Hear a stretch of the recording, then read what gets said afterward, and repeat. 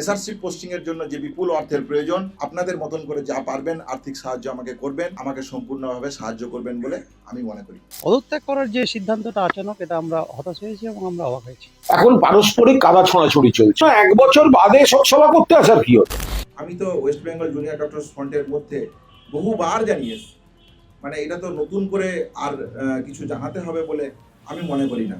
কিন্তু তারা যদি চায় তাহলে সেই জায়গা থেকে আমার মতামত রাখার যে জায়গা যদি বলেন, এই মতামত আমি ওয়েস্ট বেঙ্গল জুনিয়র ডক্টরস ফ্রন্টের ভিতরে আমার পদত্যাগপত্র পাঠানোর আগে অবধি আমি বহুবার রেখেছি, বহুভাবে এই মতামত আমি রেখেছি।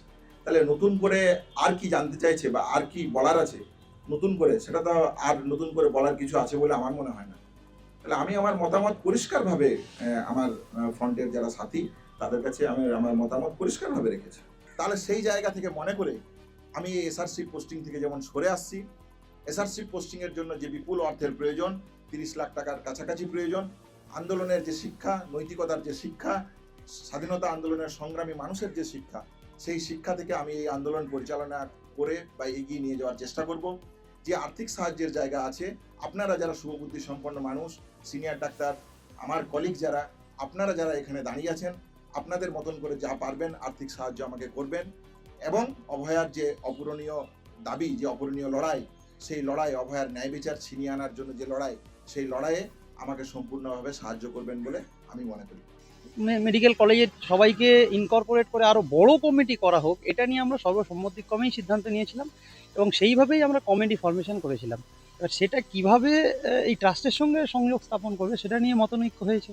তো সেটা আমরা বসে মিটিয়ে নিতে পারতাম, কিন্তু সেটা থেকে একেবারে পদত্যাগ করার যে সিদ্ধান্তটা আচানক, এটা আমরা হতাশ হয়েছি এবং আমরা অবাক হয়েছি। দেখুন, আমি মিডিয়ার ফেস হিসেবে যে আন্দোলনটা করেছি, আরেকজন যিনি সেই মিছিলের একদম পিছনে থেকে উই ওয়ান্ট জাস্টিস বলেছে, তিনিও সেই আন্দোলনটাই করেছেন। এখানে কারোর থেকে কেউ বেশি বা কারোর থেকে কেউ সম্মুখে এসে গেছে, কেউ বড় নেতা হয়ে গেছে, এটা যদি কেউ ভেবে থাকেন বা কোনো জায়গা থেকে ভাবা হয়, আমার মনে হয় এটা ভুল ভাবা হচ্ছে। সরকার বিরোধী কোনো আন্দোলন বা কোনো বক্তব্য রাখতেই পারে, কিন্তু পরবর্তীকালে সেইটাকে ছুতো করে আমার চাকরিতে আমাকে বদলি করা যাবে না, আমার চাকরিতে আমাকে জেলায় পাঠানো যাবে না, আমাকে ক্রিম পোস্টিং এ রাখতে হবে, না হলেই বলবো আমি আন্দোলন করেছিলাম বলে। অর্থাৎ আন্দোলনটাকে, অভয়ার আবেগকে নিজের কেরিয়ারের ওর পছন্দের কাজকর্ম করার একটা ঢাল হিসেবে ব্যবহার করা, এটা তো অত্যন্ত আপত্তিকর।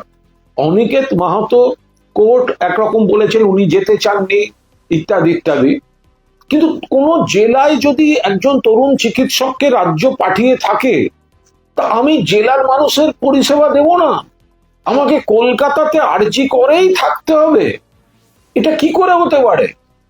মানে কাউকে কোনো পোস্টিং দিতে গেলে আমি তো আন্দোলন করেছি তাই আমাকে সরিয়ে দেওয়া হচ্ছে, এটা কি করে হতে পারে? সুপ্রিম কোর্ট যখন বলছেন তদন্ত ঠিকভাবে চলছে, তখন হচ্ছে না, দোষীরা গ্রেপ্তার হয়নি, প্রভাবশালীরা আছে, আমাদের চালিয়ে যেতে হবে, কে সুপ্রিম কোর্ট, এইসব আলোচনা বেরিয়ে যায়।